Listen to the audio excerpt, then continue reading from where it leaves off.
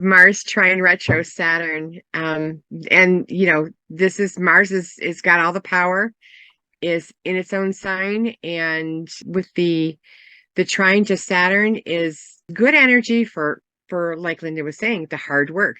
It's good for the serious work. It's good for making sure that things are stable and constructed right. This is good energy for Mars to get that stability that Saturn helps you build. Yeah, when I see Mars and Saturn, particularly with a trine or a sextile, I often think of like a boxer for Mars and like the trainer for Saturn. It's that older, more stable energy that can kind of help direct that Mars. But as Donna said, this Mars is in the much more powerful position because it's in a sign that it rules. And particularly at this degree, it's in its own decan and it's in its own bounds.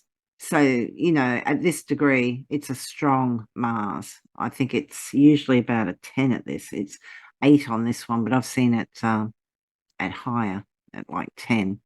And it's in the superior position. It's earlier in zodiacal order than Saturn.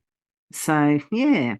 And plus, that Saturn, it's also retrograde. So, you may find that you're kind of working with rules and regulations going well, but the fact that Saturn is retrograde, maybe look, it's a trine. It should be helpful. I think you can power through this, like literally through sheer force of will. With that Mars. Mars is in much better condition. It's yeah. This is not to hell with the rules or anything. It'll work with the rules. Maybe that Saturn will have you feeling a bit like, oh, why do I have to do this? But once you actually get going, it's in a fixed sign. It can maintain. It can do it. It can just shoulder to the Rhinestone. and just push ahead. Yep, just do it. It's serious energy for sure. Yeah.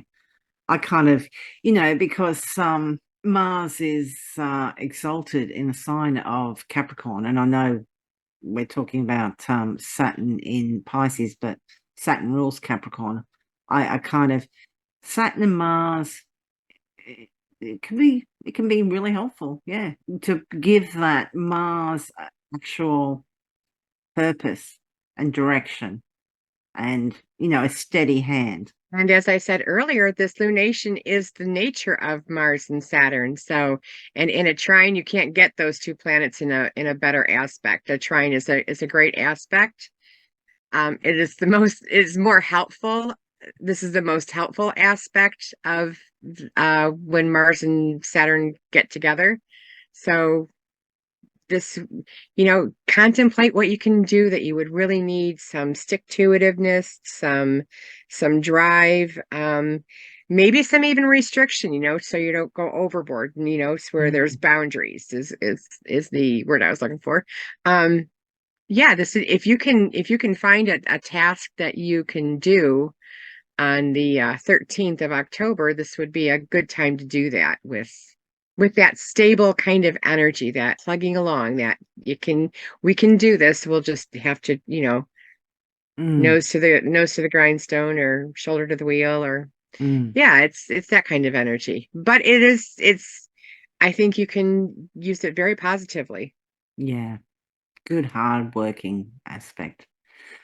I keep noticing that Venus too, like Venus is 3 degrees away from that opposition with Saturn, but it's 3 degrees away from a sextile with Mars. I mean, the aspect's already happened, but it's like she's trying to help, but she's in Virgo. She's not in the best position. She's going to have all these suggestions, but she's going to be kind of a bit of a pain. Kind of like, you should have done it this way.